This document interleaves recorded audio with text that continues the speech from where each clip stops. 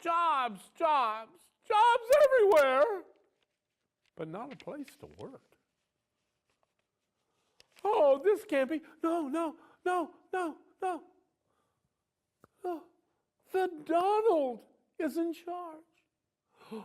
Oh, the Donald came in and suddenly jobs were falling off trees like ripe fruit.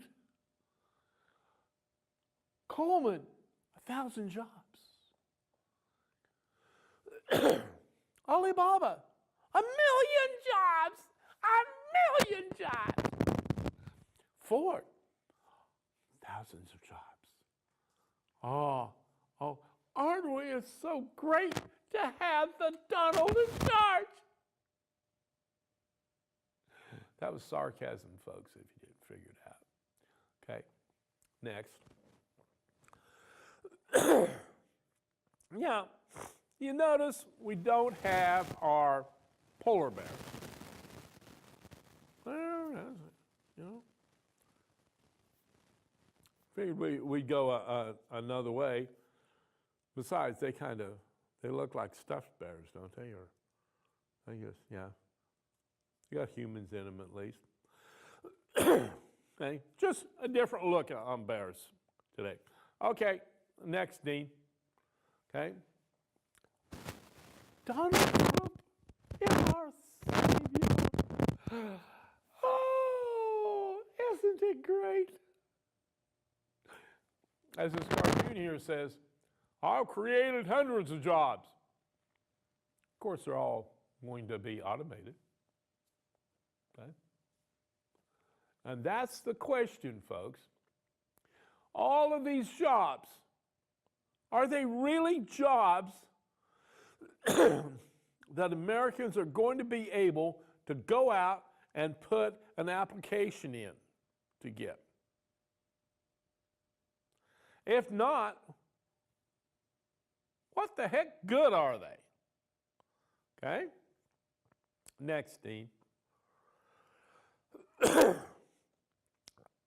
I have an article here, and this is the young man who did it, Pat Garofalo from U.S. News and World Report. He wrote an article called The Big Trump Bamboozle. Actually, it's not an article. This is an opinion piece. Okay? This is his opinion. Remember that corporate America has every incentive to suck up Trump. And that is true.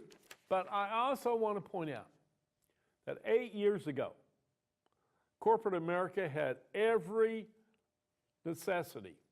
You could say the same thing there. Has every incentive to suck up to Barack Obama. In 16 years ago, they had every incentive to suck up to George W. Bush. 24 years ago, they had every incentive to suck up to Bill Clinton. So this saying here is not just a condemnation of Donald Trump and the current business cycle. It happens every time a new president comes in, folks. They do tend to suck up to the incoming president. Okay? Okay, I'm just going to go through this, and it's only about a page and a half.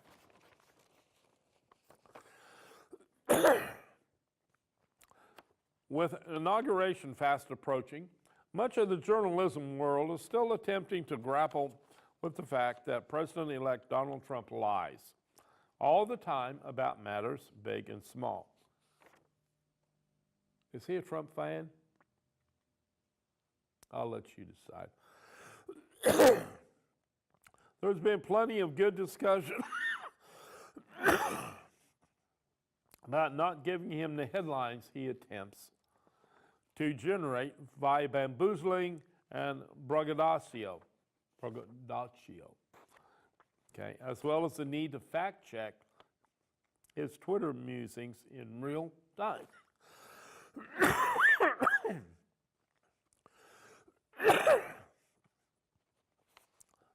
This dynamic has been perhaps most pronounced when Trump enters to take credit for creating or saving American jobs that were already here to stay.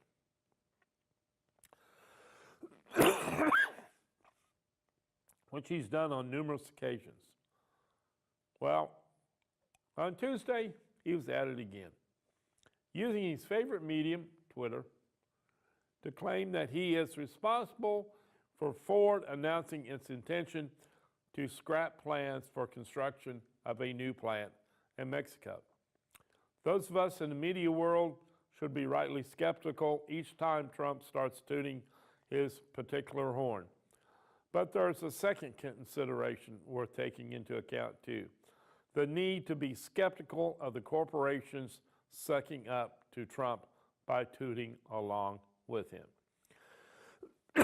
And then he goes on and talks a little bit about Ford here, and saying that really the reason why it is good for them is, and we'll talk a little bit about this later, but there are so many regulations that Trump's going to have to take off. And if Ford is in good with Trump, then Trump will be more likely to kill the regulations, okay?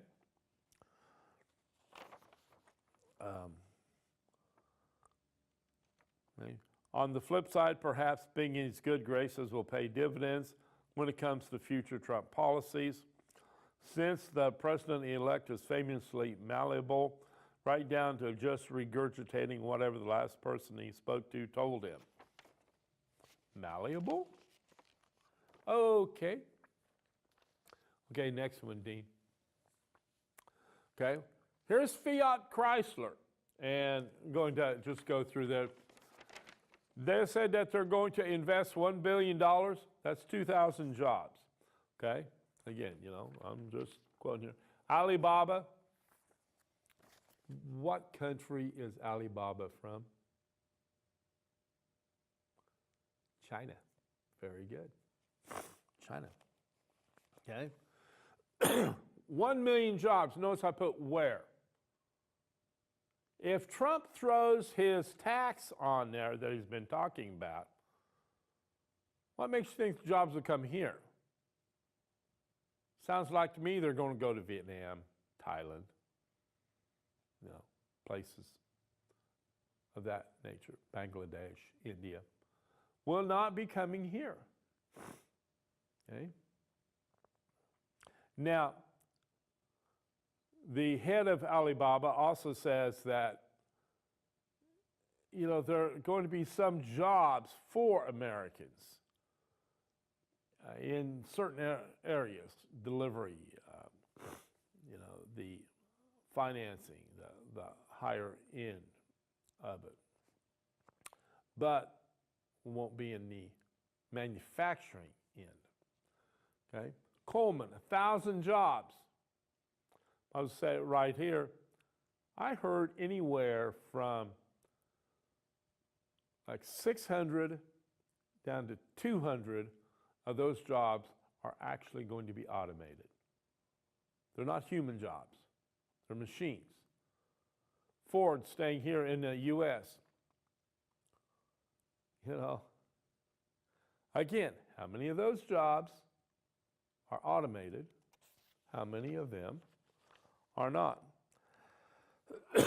And again, you know, Alibaba promises Trump it'll create 1 million U.S. jobs, but don't believe it.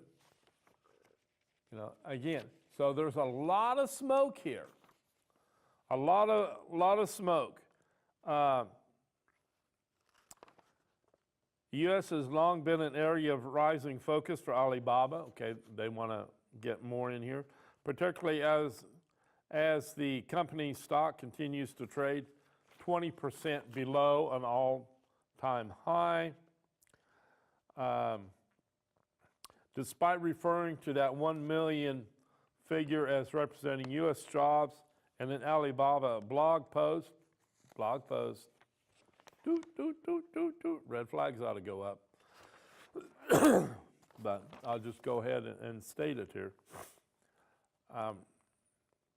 Neither Ma nor Trump, Ma's the head of Alibaba, elaborated on whether any of these would be full-time corporate jobs stationed in the U.S. or whether they'd simply be the outgrowth of the third-party network of sellers on Alibaba's e-commerce. Okay? So if they make more over there, we're going to need an extra driver to help deliver them here, is basically what he's saying. Okay? In November, Trump took credit for United Technology Corporation's 1,000 carrier jobs. That necessitated a decade's worth of corporate tax incentives to be funded. That's corporate welfare, folks. You know, I always look at it like this. You walk into a job and say, I'll give you $1,000 if you hire me. Okay, they'll hire you. When $1,000 are gone, you're gone. Okay? So is that really a job? But that's what's happening here. In December, he took credit for Sprint Corp's decision to bring 5,000 jobs back to the U.S. from other countries, even though Sprint conceded that the jobs were just part of a previously announced commitment by Japan's SoftBank Group to invest $50 billion in the U.S. and create 50,000 new jobs, you know. So, I mean, we just go on and on. Okay, next one, Dean. Okay, sounds great, doesn't it? But,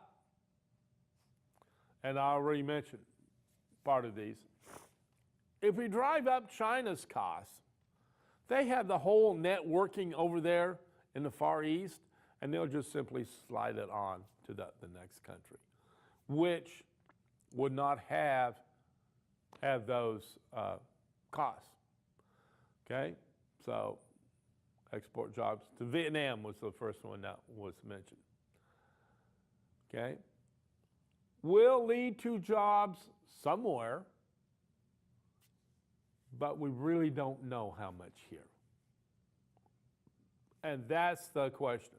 1,000 jobs, 50,000, million, that all sounds great. Well, you know, I had a good-looking blonde once came up to me and said that she loved me very much. I had sense enough to know, you know, because I knew that wasn't right. Okay, next, Dean.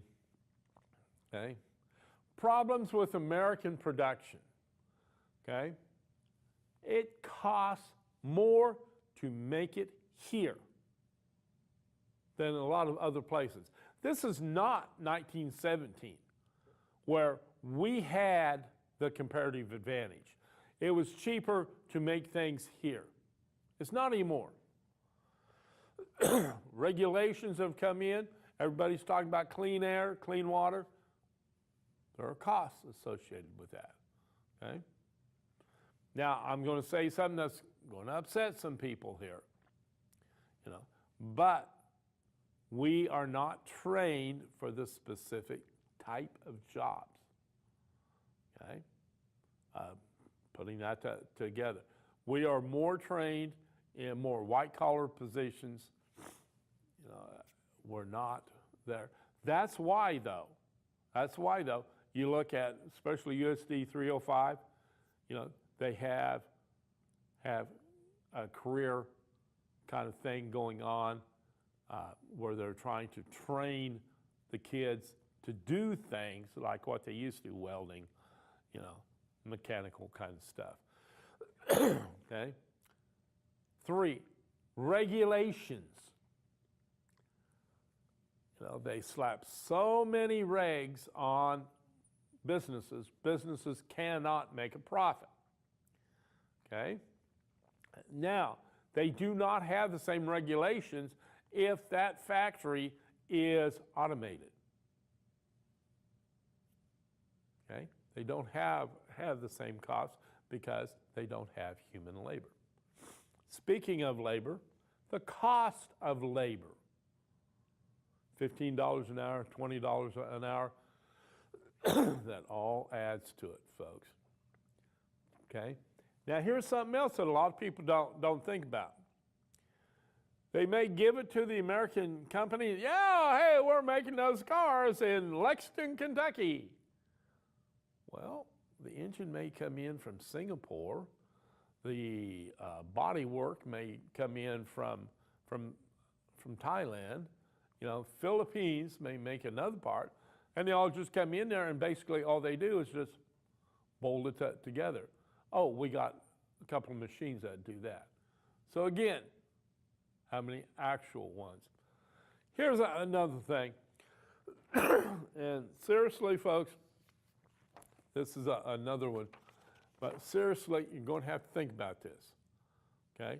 It's one thing to say, oh, well, we're bringing all these jobs back home, but there's a lot of Mexicans that are counting on those jobs.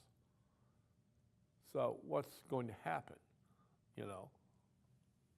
He talks about, well, build the wall to keep them home. Yet they're creating what is called in history is a pull factor. Things are better over there than what they are here, so I'm going to go there. That's a pull factor, okay? Okay, next one, Dean. What to do? What does the Donalds choose to do? Well, stay tuned, folks, because this is going to get good. Because when it gets obvious that all these jobs are not coming back, what's going to happen? But remember, too, in economics, it's belief. If you think that Donald Trump is going to do things, I got a friend, absolutely trusts and believes in Donald Trump. Just bought a new house out in the country. Beautiful home. Beautiful home. Okay? Just bought a new home. He believes in Donald Trump. Okay? You're going to do things like that. Okay? You will do things like that. Okay, next one, Dean. Remember though, Donald Trump is a deal maker. And so a lot of the things that you've heard is not his final position. It is merely a first step. I thought it was kind of good. North Vietnam sent him a letter and said, you push us, we'll shoot the missile. Okay, fine. Of course, I think I've told you this before. My idea is to send 9 missiles over, line them up right in front of Kim Jong-un, and they'll say, are you sure you really want to do this? And then have a huge explosion out over here somewhere. Okay? But remember, he is a deal maker. And so that, to me, that's the one hope of him, is that he's going to be able to work something out. Mexico, you talk about a huge immigration problem. They have a ginormous problem on their southern border. And they're building a wall, which the United States has already paid $75 million toward, by the way. So just what's going to happen and what's going to come of it. Stay tuned. It'll happen. Next, Dean. Okay. Want to remind you once again, first Saturday of the month, Mochas South. Come on out and see us, folks. Come on out and see us. Okay. we talk about all kinds of stuff. Okay. Next, Dean. Okay. Time for Liz, the libertarian. We like to keep her under or incognito, so this isn't what she looks like. But it's time for Liz. What do you got for us this time, Liz? Gentle viewer, let's talk about kitchen table budgeting. None of us who live from paycheck to paycheck, every month, we sit down at the kitchen table to sort out our bills, make sure we have all our bills covered. We do not spend our money willy-nilly. Then if extra expenses show up, we struggle to find the money to cover these expenses. We know what it is like to go without or to cut corners to make sure our bills are paid. Now I ask you, why did we build a multi-million-dollar field house that is going to sit empty for 300 days a year? Is this cost effective? I think not. And and when people do come to the field house, they have no place to shop downtown. Do a walking tour of downtown, and you will see multiple businesses multiple businesses out of the storefronts that are sitting empty. We have budgeted this with a star bond so that we are borrowing against our future selves. We are taxing our already strained downtown with extra taxes, and downtown is struggling to keep businesses afloat. Downtown, do a walking tour of downtown and count for yourselves how many storefronts are sitting empty. Then ask yourselves, if we don't have the sales tax from these closed businesses, how can we pay for a field house, and the maintenance and the upkeep of a field house? I say to you, the numbers don't add up. So I say to you that these are truly in favor of the field house. Ask your city commissioners to set up a subscription to the field house. That way you pay for it out of your own pocket, like a magazine subscription. Then those who really want to pay for the field house with personal subscription, and then those of us who really don't want a field house, we don't have to just subscribe. You ask what this has to do with liberty and freedom. The more money you get to hold on to and decide for yourself what you want to spend your money on, the more freedom you have. So next time you sit down at the kitchen table to make out your budget, ask yourself if your town leaders are concerned about balancing the city budget, or do they think that they need to have a luxurious living at our expenses. Hold their feet to the fire and let them be accountable for their money, for our money. Remember, life, liberty, the pursuit of property and happiness is what makes liberty what it is. I'm Libertarian Liz. Legalize liberty. Okay, folks. Once again, that's the way it is. Keep an eye on this stuff. Don't believe fake news. You got to get out and research. You got to find out. Okay? Okay, and that's the way it is. January 25th, 2017. For the Saline County Libertarian Party, this is Mike Troe. May God bless.